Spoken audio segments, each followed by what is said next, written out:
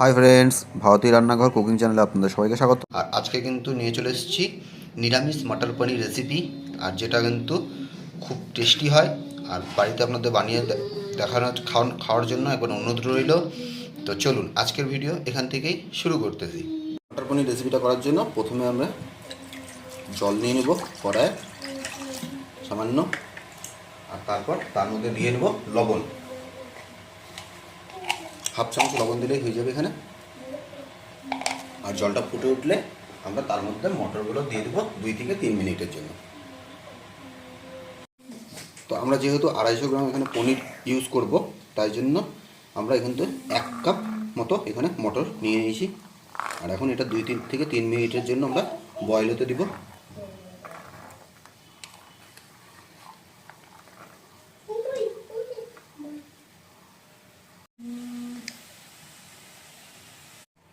তো আমাদের মটর কিন্তু বয়েল হয়ে গেছে। আর এখন আমরা কড়াইয়ে দিয়ে নিচ্ছি সরষের তেল।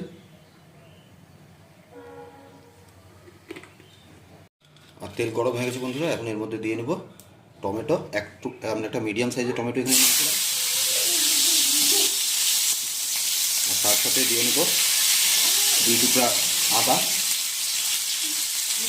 আর এখন এর মধ্যে দিয়ে নেব 3-4টা কাঁচা লঙ্কা। আর এখন এটা ভালো মতো অল্প ভেজে নেব বন্ধুরা।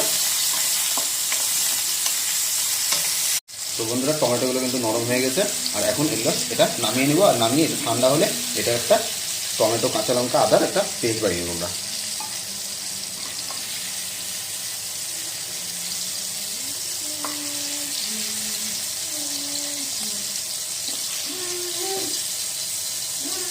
এখন বন্ধুরা আমরা পনিরগুলো হালকা হালকা বাদামি রং হওয়া অবধি যতক্ষণ ভেজে নেব।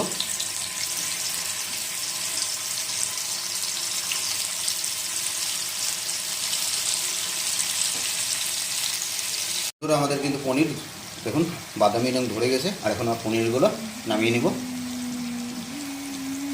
তো এখন ফোড়নের জন্য দিয়ে নেব দারচিনি 1 টুকরা, 3টা এলাচ, আর হাফ চা চামচ জিরা।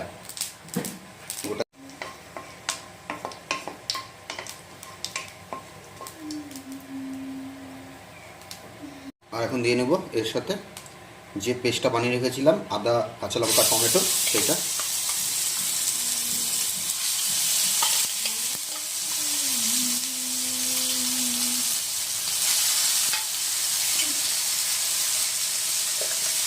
তার সাথে অ্যাড করে দেবো মিক্সি ধোয়া জলটা।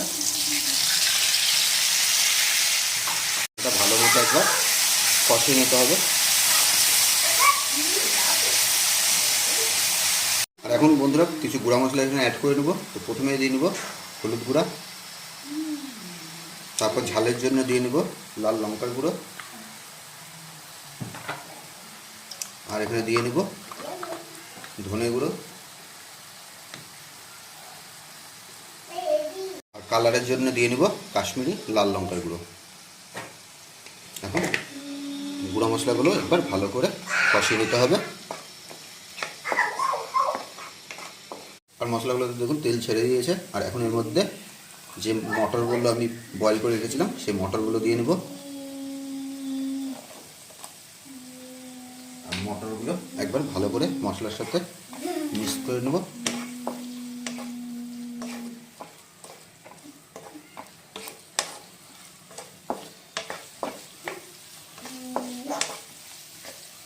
আর এখন এর মধ্যে দিয়ে নেব হাফ কাপ মতো জল।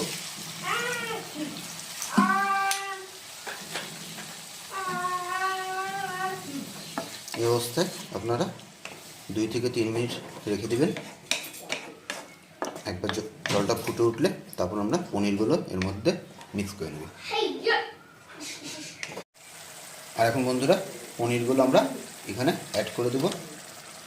আর পনিরগুলো অ্যাড করে কিন্তু বন্ধুরা বেশি টাইম লাগবে না, আমাদের 2 থেকে 3 মিনিট দিলেই চলবে।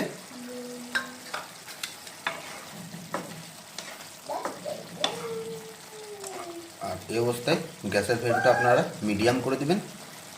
আর পনিরটা একবার ভালো করে পনিরগুলো মিক্স করে তারপর কিন্তু 2 থেকে 3 মিনিটের জন্য ঢাকা দিয়ে দেবেন। আর ঢাকা দেওয়ার আগে বন্ধুরা একবার স্বাদ মতো লবণটা দিয়ে নেবেন।